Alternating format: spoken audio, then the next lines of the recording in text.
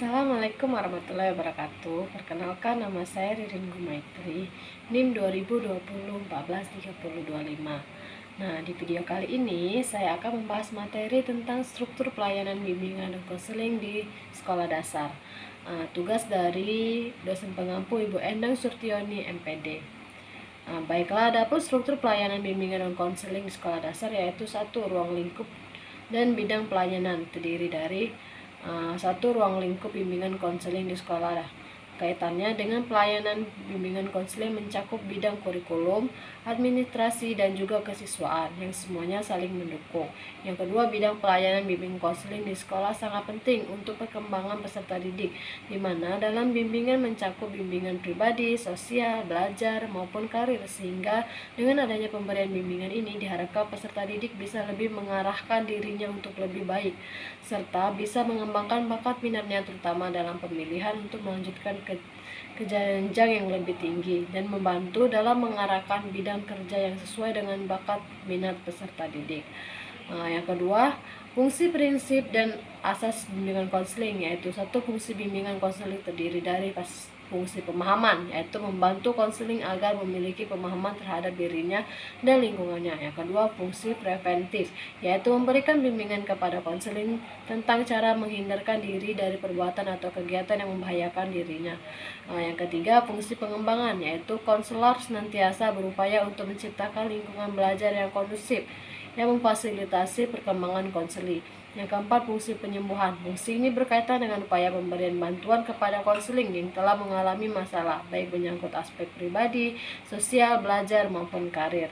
Yang kelima, fungsi penyaluran, yaitu membantu konseling memilih kegiatan ekstrakurikuler, jurusan, program, studi, dengan memantapkan penguasaan karir atau jabatan yang sesuai dengan minat, bakat kalian, dan ciri-ciri kepribadian lainnya.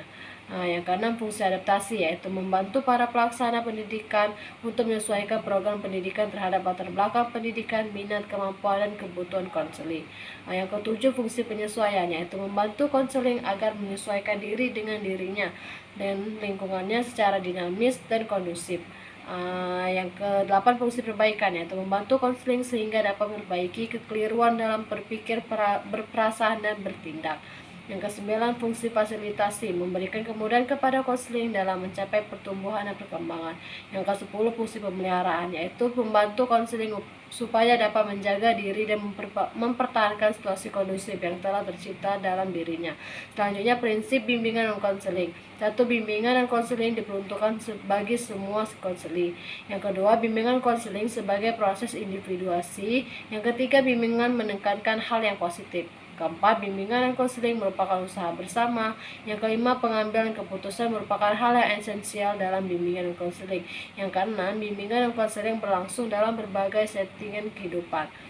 Dua, azas bimbingan dan konseling terdiri dari satu, azas kerahasiaan, azas kesukarelaan, azas keterbukaan, azas kegiatan, azas kemandirian, azas kekinian, azas kedinamisan, azas keterpaduan, azas keharmonisan, azas keahlian, dan azas ahli tangan kasus.